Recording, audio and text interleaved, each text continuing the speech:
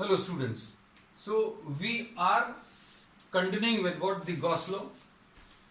Gauss law में अभी हम लोगों ने ये पढ़ा था कि flux associated with any closed surface is 1 upon epsilon 0 times the net charge enclosed by the surface. अगर आपको किसी क्लोज सरफेस से एसोसिएटेड फ्लक्स कैलकुलेट करनी है तो ये इस तरीके से कैलकुलेट करेंगे. फ्लक्स निकालने का एक और तरीका जो अभी हम लोगों ने पढ़ा था वो ये था integration of E dot ds. दोनों में डिफरेंस क्या है? This is for any surface, ये किसी भी सरफेस के लिए है. ये वाला फॉर्मूला क्लोज सरफेस के लिए है. अब इन दोनों के एप्लीकेशंस में कैसा डिफरेंस आएगा ये अब हम आपको एक प्रॉब्लम से करके बता दे रहे हैं. दोनों तरीके से अभी हम आपको बताएंगे. Suppose for example if you are given a hemisphere, problem लिख लेना. Calculate the flux associated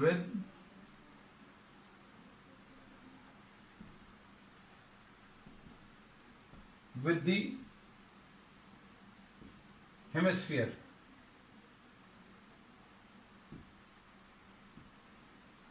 Shown in the figure. इसमें ये कोई हेमिस्फीयर दिया है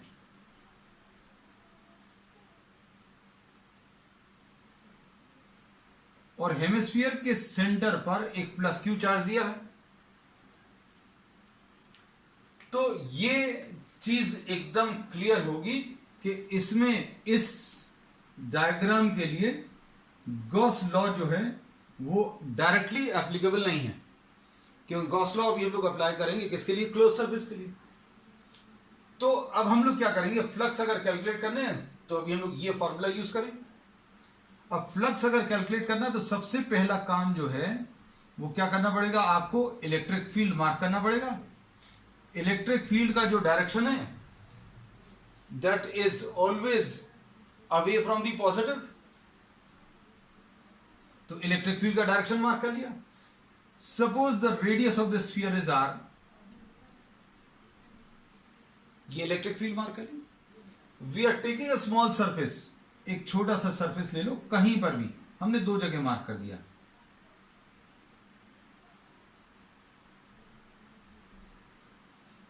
तो छोटे से एरिया का जो डायरेक्शन है that is given by direction of outward drawn normal to the surface.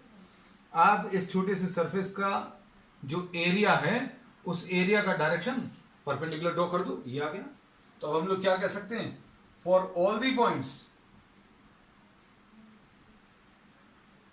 On the hemisphere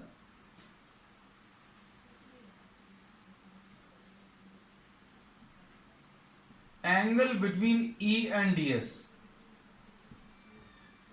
is 0. For all the points on this hemisphere, angle between E and ds 0 है. तो फ्लक्स कैसे मिलेगा बेटा? Flux will be equal to integration of E dot ds. क्या आ जाएगा? E into ds into cos 0, ऐसा कुछ आएगा. नोट करते जाना साथ में. अब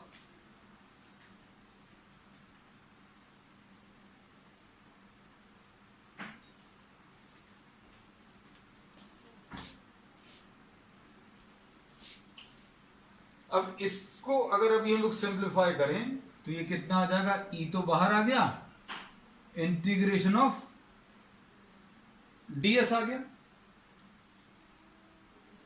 इंटीग्रेशन ऑफ ds का मतलब है जितने छोटे छोटे एरियाज हैं आप सबको ऐड कर लो. हेमिस्फीयर के ऊपर सारे छोटे छोटे एरियाज अगर आप ऐड करोगे तो कितना आ जाएगा? Total area of the hemisphere which will be E into 2πr². तो फ्लक्स की वैल्यू अगर आप निकालें तो flux will be equal to E. E की वैल्यू कितनी है? हम लोग इलेक्ट्रिक फील्ड बता सकते हैं. For all the points which are lying on the hemisphere, hemisphere के ऊपर सारे पॉइंट्स अगर आप देखो उन सब का डिस्टेंस प्लस क्यू चार्ज से सेम है। प्लस क्यू चार्ज सेंटर पे रखा हुआ है और सारे पॉइंट्स हेमिस्फीयर पर आर डिस्टेंस पर लाई कर रहे हैं, तो इलेक्ट्रिक फील्ड की value Q upon 4 pi epsilon 0 R square आएगा, और ये 2 पाई आर स्क्वायर लिख लिया था,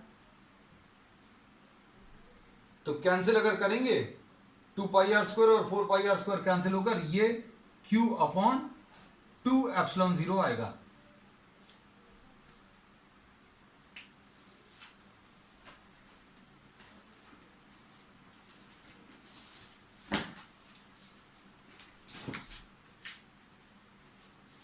तो flux associated with this hemisphere we have calculated, और वो कितना आया Q अपॉन 2 एप्सिलॉन 0।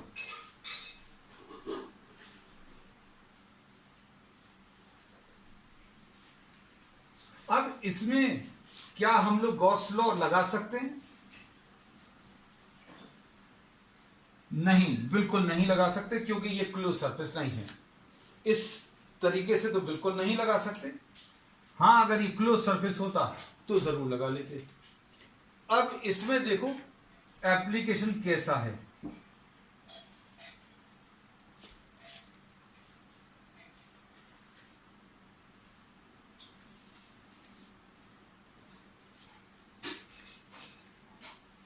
अब इसमें अगर अभी हम लोगों को अप्लाई करना है तो डायरेक्टली तो अप्लाई नहीं होगा, ये अभी हमने बार बार बता दिया। गॉस लॉ डायरेक्टली क्यों नहीं अप्लाई होगा? क्योंकि ये क्लोज सरफेस नहीं है। तो यहां पर अब हम लोगों को एक क्लोज सरफेस लेना पड़ेगा। क्लोज सरफेस कैसा? आप ये सिमेट्री से ये क्रिएट कर दो। हमने क्या किया, दिया हुआ तो हेमिस्फीयर था। अब हेमिस्फीयर हम लोग इसलिए नहीं चलेगा क्योंकि गॉस लॉ अगर अप्लाई करना है तो क्लोज सरफेस होना चाहिए। क्लोज कर लिया, तो फ्लक्स ऐसा लिख दे रहे हैं, complete the sphere by placing another hemisphere as shown. जैसा दिखाया वैसा हमने एक और हेमिस्फीयर रख दिया।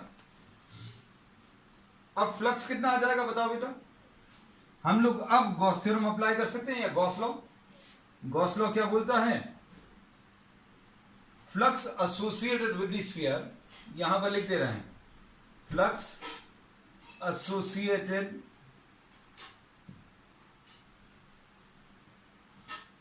With the sphere. अब ये स्फीयर पूरा एक क्लोज सरफेस है, तो phi E will be equal to 1 upon epsilon 0। इसके अंदर का नेट चार्ज और इसके अंदर का नेट चार्ज Q है, तो फ्लक्स आ गया। फ्लक्स कितना आ गया बेटा? Q upon epsilon 0। लेकिन ये पूरा स्फीयर तो दिया हुआ नहीं था, आधा दिया हुआ था। देयरफॉर सिमेट्री के कारण जब पूरे स्फीयर के लिए Q अपॉन एप्सिलॉन 0 है, तो आधे स्फीयर के लिए कितना होगा बता सकते हैं? Therefore flux associated with the hemisphere will be what? कितना आ जाएगा? Q upon 2 epsilon 0।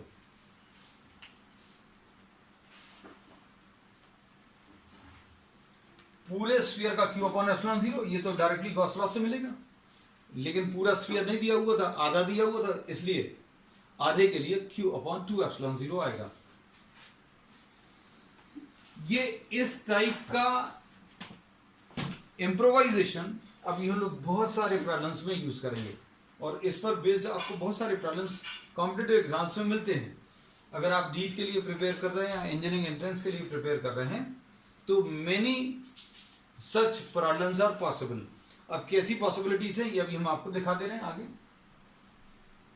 तो अब हमने क्या किया, हेमिस्फीयर में दो तरीके से कैलकुलेशंस करके दिखाए। फ्लक्स का फॉर्मूला E.ds यूज करके, फिर उसके बाद गॉस थ्योरम या गॉस लॉ अप्लाई करके।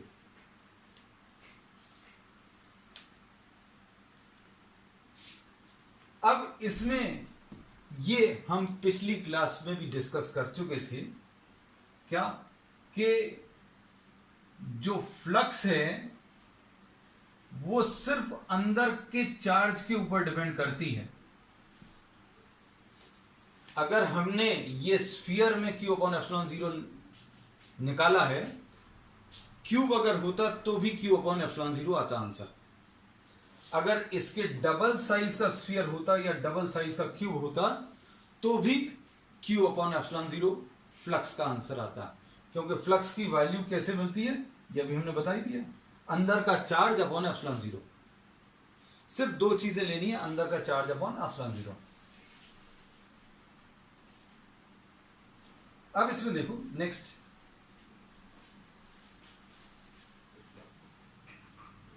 ये बहुत सारी छोटी छोटी प्रॉब्लम्स की मदद से अभी हम आपको फ्लक्स का जो कॉन्सेप्ट है एकदम क्लियर कर देंगे, बस ध्यान दिए रहना। अब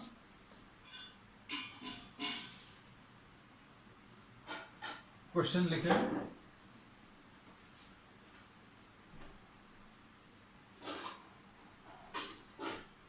calculate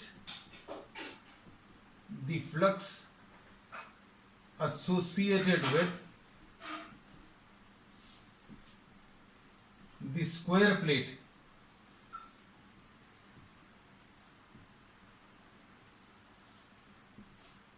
shown in the figure।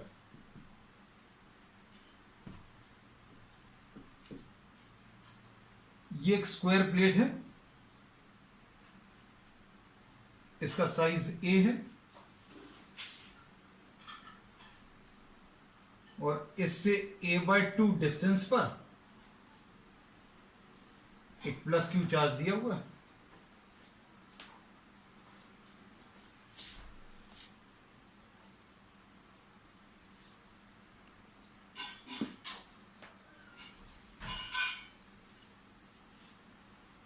अब क्या कर सकते हैं, इससे एसोसिएटेड फ्लक्स अगर निकालना है तो या तो गॉस लॉ का एप्लीकेशन करें, या तो गॉस लॉ अप्लाई करें, या फिर फ्लक्स का वो बेसिक फॉर्मूला यूज करें। बेसिक फॉर्मूला क्या है, flux is equal to E dot ds। दोनों में से कुछ भी कर सकते हैं, है ना। अब ये वाला थोड़ा सा मुश्किल होगा, अभी हम कई जगह आपको बता चुके हैं कि ज्यादा इजी अभी हम लोगों को गॉस लॉ पड़ेगा। तो ये देखो, ये अभी हम, ये तो क्वेश्चन का स्टेटमेंट है, अब सॉल्यूशन जो है इसका अभी हम लोग अलग से बना ले रहे हैं कि भाई आपको जो है ये एक स्क्वायर प्लेट दी हुई है, इस स्क्वायर प्लेट से a/2 डिस्टेंस पर एक चार्ज दिया हुआ है, Q चार्ज। तो गॉस लॉ डायरेक्टली तो अप्लाई होगा नहीं। अब हम लोग क्या कर रहे हैं, ये देखो,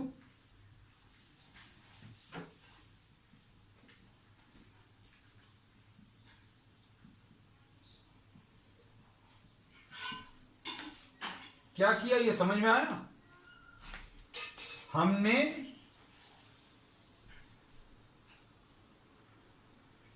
एक क्लोज सरफेस बना लिया। क्लोज सरफेस की जरूरत क्या है ये हम आपको बता चुके हैं।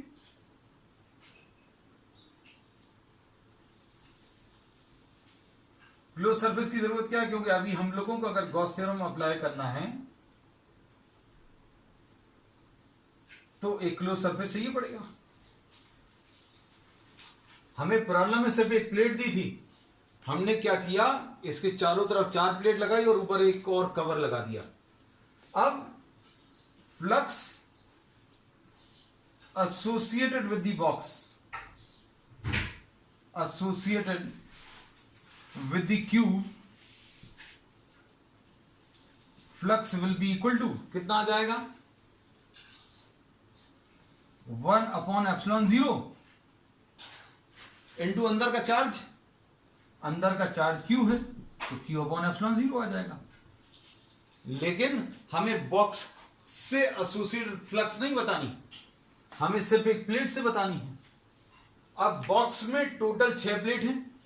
ये जो फ्लक्स आई है, ये फ्लक्स जो है पूरी 6 प्लेट्स या पूरे बॉक्स से रिलेटेड है। तो पूरे बॉक्स से associated flux Q upon epsilon 0 है। तो flux associated with each face कितना हो जाएगा? Q upon 6 epsilon 0। 6 से क्यों डिवाइड हुआ?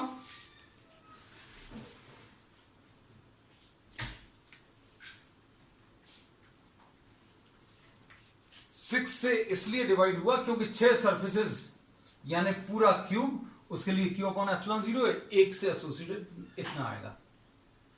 नोट कर लो जल्दी से, फिर अभी हम नेक्स्ट ले लें।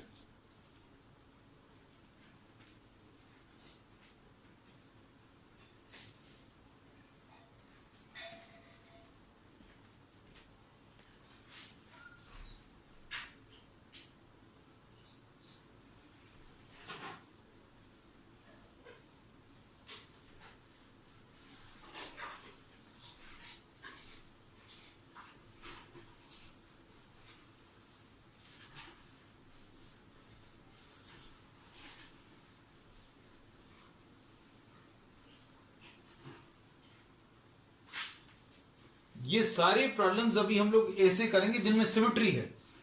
सिमेट्री से मतलब ये है कि अगर ये प्लेट पर अगर ये चार्ज जो है a/2 पर अगर नहीं होता, अगर ये चार्ज a/2 पर नहीं होता, किसी और डिस्टेंस पर होता, तो अभी हम लोग ये सिमेट्री का यूज नहीं कर पाते, है ना। तो चूंकि अभी हम लोग सिर्फ वही प्रॉब्लम्स ले रहे हैं जिनमें अभी हम लोग सिमेट्री का यूज कर पा रहे हैं, तो अभी हम लोग कंटिन्यू कर रहे हैं उन्हीं प्रॉब्लम्स के साथ। देखना ध्यान से।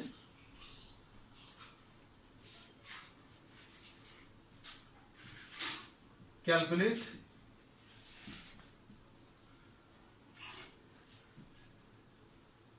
associated with the cube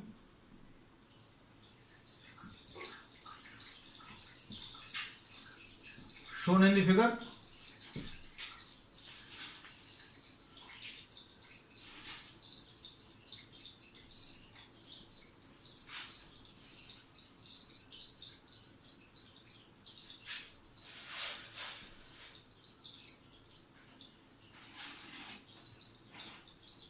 यहां पर Q charge is placed at the center of the face, एक फेस के सेंटर पर रखा हुआ है। अब इसमें फिर से अभी हम लोग बोलेंगे कि अगर अंदर होता, अगर ये अंदर होता तो अभी हम लोग गॉस लॉ अप्लाई कर सकते थे। तो अब इसका भी सॉल्यूशन सिंपल रहेगा, सिमेट्री का यूज कर सकते हैं।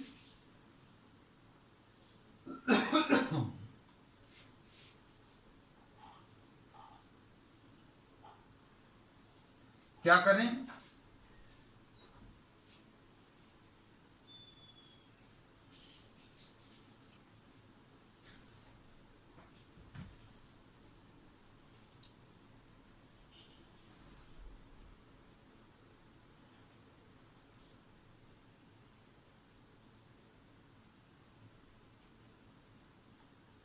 हमने क्या कर लिया, एक और क्यूब रख दिया, इससे एसोसिएटेड फ्लक्स। अब चूंकि ये चार्ज Q एक बॉक्स के अंदर आ गया, तो इस पूरे बॉक्स से एसोसिएटेड फ्लक्स जो है 1 अपॉन एप्सिलॉन 0 इंटू Q आ जाएगा, और ये कितना आ जाएगा? Q upon epsilon 0। अब इससे एसोसिएटेड फ्लक्स अगर चाहिए due to symmetry, we can say that the flux will be Q upon 2 epsilon 0। पूरे इससे एसोसिएटेड Q upon epsilon 0 है, इसमें 2 हिस्से हैं, तो एक हिस्से से एसोसिएटेड फ्लक्स की वैल्यू Q upon 2 epsilon 0 आएगा।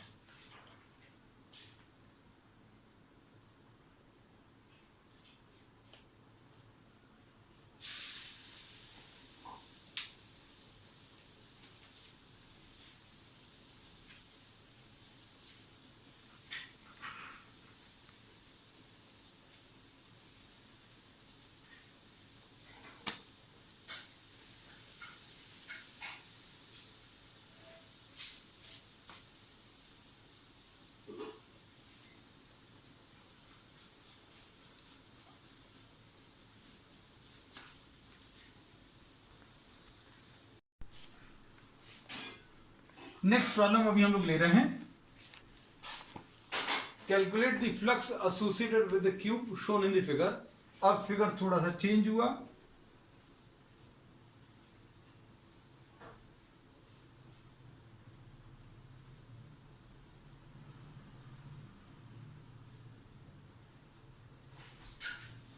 now the q charge is placed at the midpoint of an edge, किसी एक एज के मिड पॉइंट पर रखा हुआ है। अब फिर से यही प्रॉब्लम है कि अगर गॉस लॉ अप्लाई करना है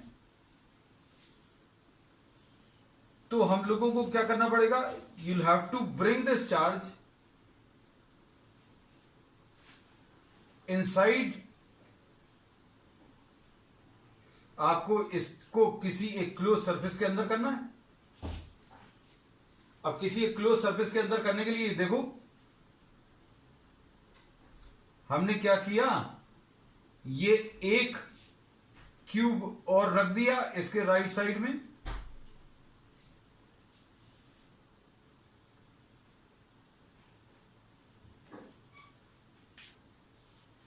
अब ये पिछले प्रॉब्लम की तरह बन गया। जो ऊपर वाला फेस है उसके सेंटर पर ये क्यू चार्ज लाई कर रहा है, लेकिन अभी भी अंदर नहीं है, तो इसको अंदर रखने के लिए अब हम लोग क्या करेंगे,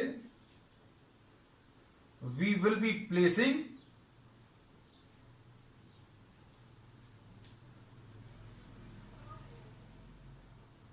वन मोर क्यूबॉइड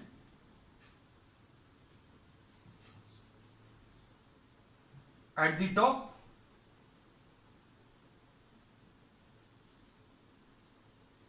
एक और क्यूबॉइड रख दिया ऊपर,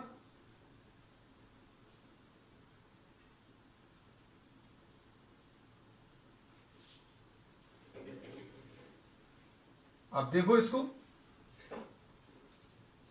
now this charge is placed at the center। अब इस पूरे अरेंजमेंट को अगर आप देखें तो कितने बॉक्सेस लगे हुए हैं, 4 बॉक्सेस लगे हुए हैं। Now this Q charge is placed inside an arrangement which is made up of 4 identical boxes. तो flux associated with this surface will be equal to 1/ε0 times the net charge inside the surface. अब इसके अंदर का net charge Q है तो ये q/ε0 आ जाएगा, लिख लिया। लेकिन इस पूरे अरेंजमेंट में 4 बॉक्सेस हैं, हमें फ्लक्स एक के साथ निकालनी थी, चारों का मिलाकर q/ε0 है, तो based on symmetry we can say that flux associated with each will be q/4ε0, ऐसा कुछ आएगा। नोट कर लेना इसको जल्दी से।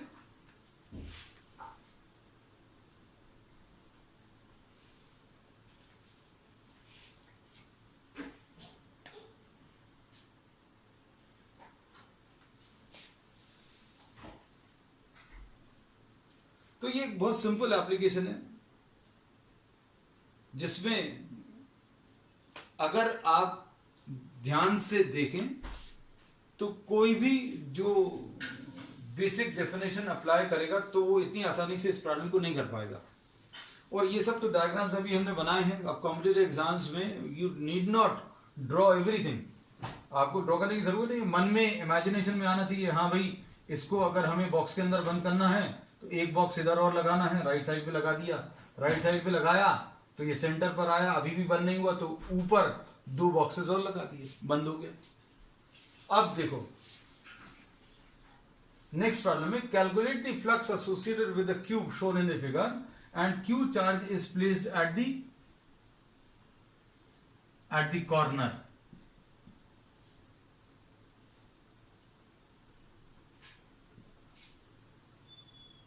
Eight one of the corners. अब हम लोगों को ये जो क्यू चार्ज दिया है वो ये क्यू चार्ज यहां कहीं पर दिया हुआ है। अब ये अगर एक कॉर्नर पर दिया हुआ है तो क्या करेंगे?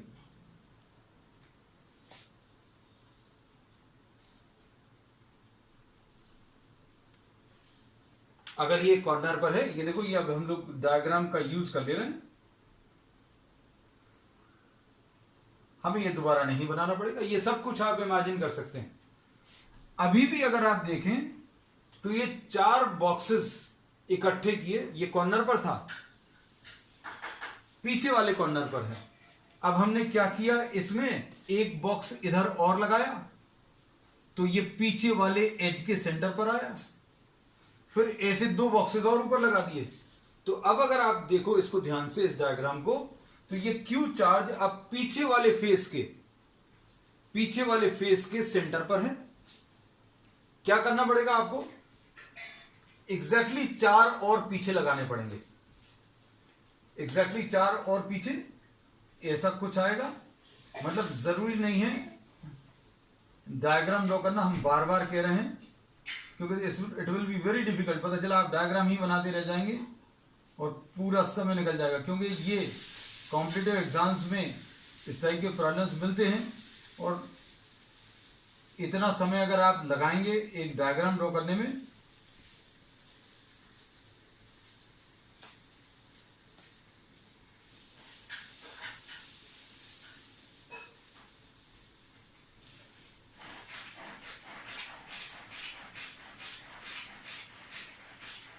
अब ये क्यू चार्ज जो है, that is now placed at the centre of a large cuboid और लार्ज क्यूब, और ऐसे कितने हैं? 4 आगे हैं, 4 पीछे। तो ड्यू टू सिमेट्री हमारा डायग्राम हो सकता है बहुत अच्छा नहीं हो, तुम लोगों से बहुत आर्टिस्टिक टाइप के बच्चे हैं, कुछ लोग हो सकता है बहुत अच्छा डायग्राम भी बना लें। तो करना क्या है, आपको एक क्यूब और रखा और ऐसे 2 क्यूब्स और रखे ऊपर, तो ये पीछे वाले के फेस पर आ जाएगा। तो total 8 are to be placed, 8 cubes रखे, तो flux associated with 1 will be q upon 8 epsilon 0. This will be the answer.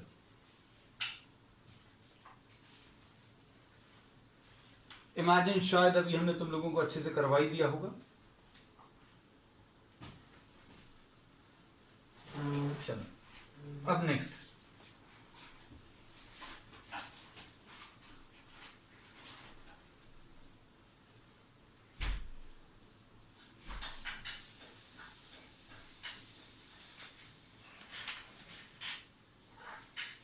इसमें बहुत सारे ऐसे प्रॉब्लम्स हैं जो अभी हम लोग आगे के टर्न्स में डिस्कस करेंगे। आज अभी हम लोग इसमें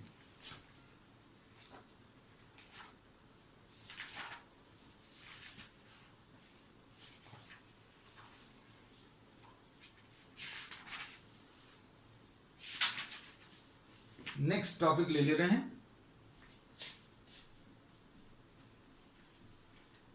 derivation of Coulomb's law.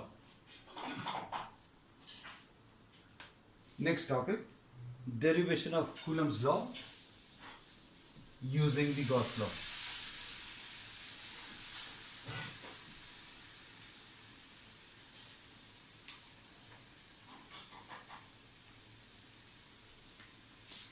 और इसमें ये वाले क्वेश्चन में एक क्वेश्चन और बनता है, क्या? Electric field due to a point charge.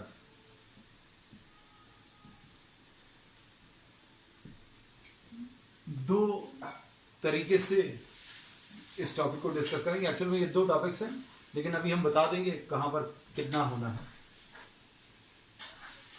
Suppose ये Q1 चार्ज है और ये Q2 चार्ज है, इन दोनों के बीच का जो फोर्स है वो हम लोगों को कैलकुलेट करना है। तो ये कैलकुलेट करने के लिए अभी हम लोगों को ये Q1 चार्ज दिया है, इन दोनों के बीच का डिस्टेंस R है। Suppose this is the point A, ये पॉइंट A है। A पॉइंट से पास होता हुआ एक इमेजिनरी गॉसियन सरफेस ले लें,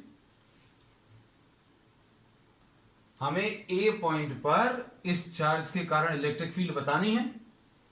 तो ये आगे के टॉपिक्स में भी यूज होगा, ये ध्यान रखना कि जिस पॉइंट पर इलेक्ट्रिक फील्ड निकालनी है उस पॉइंट से पास होता हुआ हम लोग एक इमेजिनरी सरफेस लेंगे जिसको नाम अभी हमने गॉसियन सरफेस बोल दिया। पॉइंट चार्ज में स्फेरिकल सरफेस एक एडवांटेज देता है जो अभी हम लोग कई बार डिस्कस कर चुके हैं। क्या? Angle between E and DS. Angle between E and DS is zero. कैसे? इलेक्ट्रिक फील्ड का direction away from the positive है, ये बना हुआ है, direction of electric field is away from the positive. अब डीएस का डायरेक्शन, ये इलेक्ट्रिक फील्ड आ गया, ये डीएस का डायरेक्शन आ गया, तो अब हम लोग क्या बोलेंगे? Take a spherical Gaussian surface through A. एक स्फेरिकल गॉसियन सरफेस ले लीजिए थ्रू ए, और ये सब जगह लिखा है अभी हमने पहले के टॉपिक्स में भी, फॉर अ स्फेरिकल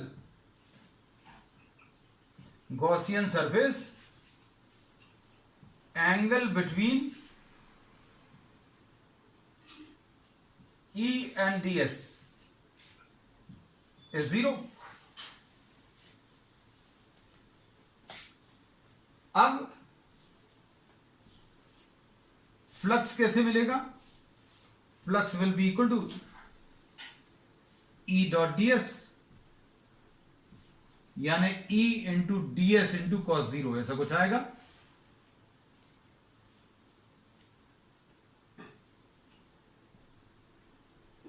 E इसमें बाहर ले लिया because this is constant. Constant क्यों है? क्योंकि स्फेरिकल सरफेस के ऊपर सारे पॉइंट्स, स्फेरिकल सरफेस के ऊपर सारे पॉइंट्स का डिस्टेंस इस चार्ज से सेम है, तो इन सारे पॉइंट्स पर इलेक्ट्रिक फील्ड की वैल्यू कांस्टेंट रहेगी। E इंटीग्रेशन ऑफ ds यानी E इंटू 4πr², ऐसा कुछ आ जाएगा। और गॉस लॉ से, with the help of Gauss law, we can say that flux is equal to अंदर का net charge divided by epsilon zero. अब इसके अंदर का नेट चार्ज तो मालूम है अपन को, हम ये वाला पोर्शन रब कर रहे हैं। अंदर का नेट चार्ज कितना है? अंदर का नेट चार्ज Q1 है। फ्लक्स की वैल्यू ये लिख लें, E इंटू 4πr², और अंदर का चार्ज Q1 है अपॉन एप्सिलॉन जीरो। तो इलेक्ट्रिक फील्ड की वैल्यू Q1 अपॉन 4πε0 r²। ये electric field due to a point charge का डेरिवेशन है। मतलब अगर ये क्वेश्चन ऐसा आया तो आपका इतने में काम चल जाएगा, आगे सॉल्व करने की जरूरत नहीं है। हमने क्या बोला? Electric field due two point charge अगर पूछा है तो ना तो आपको Q2 बनाना है, सिर्फ Q1 बनाना है, और ये सारी कैलकुलेशन करने पहले फ्लक्स निकालना है। फ्लक्स निकालकर फिर गॉस लॉ अप्लाई करेंगे, flux is equal to net charge upon epsilon zero. इस गॉसियन सरफेस के अंदर का नेट चार्ज Q1 है, ये Q1 अपॉन एप्सिलॉन जीरो, तो E की वैल्यू आ गई। अब अगर आपको कूलम्स लॉ डिराइव करना है तो कूलम्स लॉ के लिए एक लाइन और लिखेंगे। क्या? कि place a charge Q2 on the Gaussian surface. अब क्या कर रहे हैं? अभी हम लोग एक चार्ज Q2 रख दिया गॉसियन सरफेस के ऊपर। नोट कर लो जल्दी से।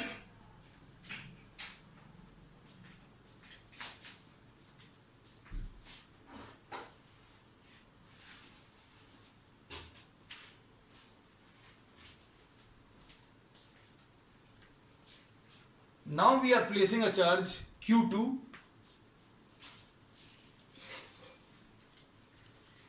on this Gaussian surface। अब जैसे ही ये चार्ज Q2 हम लोग इस गॉसियन सरफेस के ऊपर रखेंगे, इसके ऊपर एक फोर्स आएगा और फोर्स की वैल्यू कितनी होती है, Q इंटू ई होता है। चार्ज कितना रखा है आपने, Q2 रखा है और इलेक्ट्रिक फील्ड की वैल्यू कितनी है, Q1 upon 4 pi epsilon 0 R square.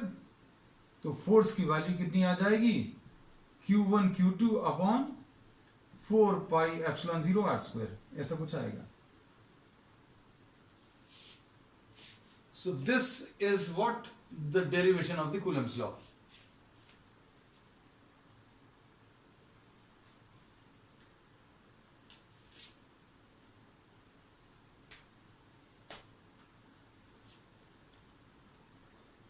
इसमें इस पर्टिकुलर टॉपिक में हम लोग बार बार फ्लक्स की बात कर रहे हैं।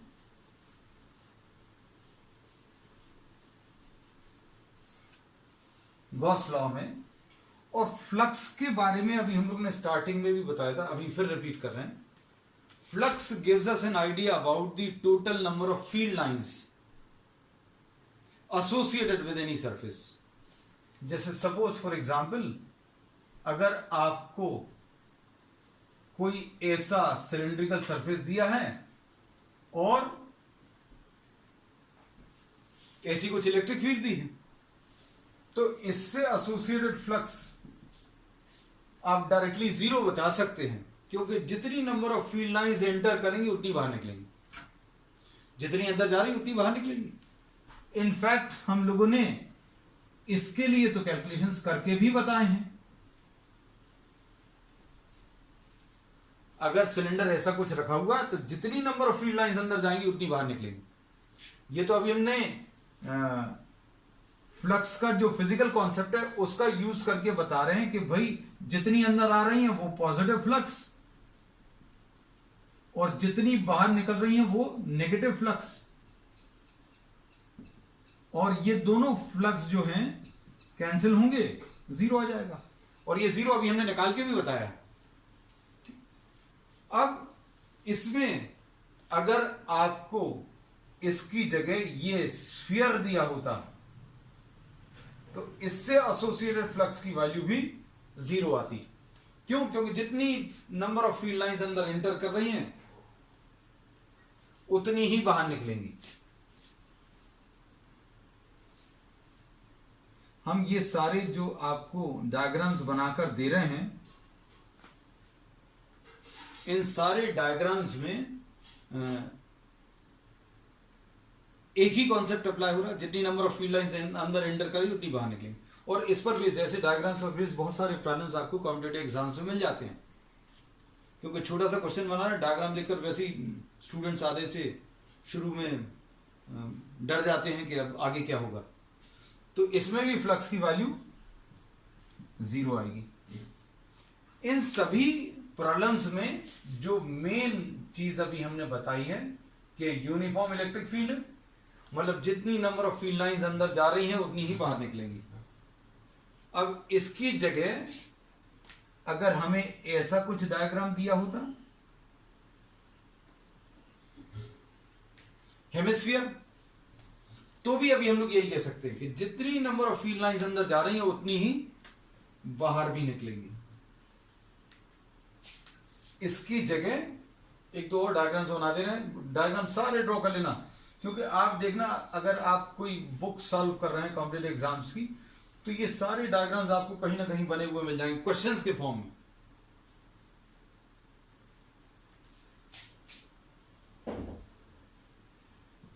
अगर ये हेमिस्फीयर ऐसा रखा हुआ है तो भी फ्लक्स की वैल्यू जीरो आएगी। जितने नंबर ऑफ फील्ड लाइंस अंदर एंटर कर रही हैं उतनी ही इसमें बाहर निकल रही। अब आज के लिए इतना ही। अब हम लोग नेक्स्ट टर्न पर we will be continuing with what some more applications of the Gauss law. That's all for today.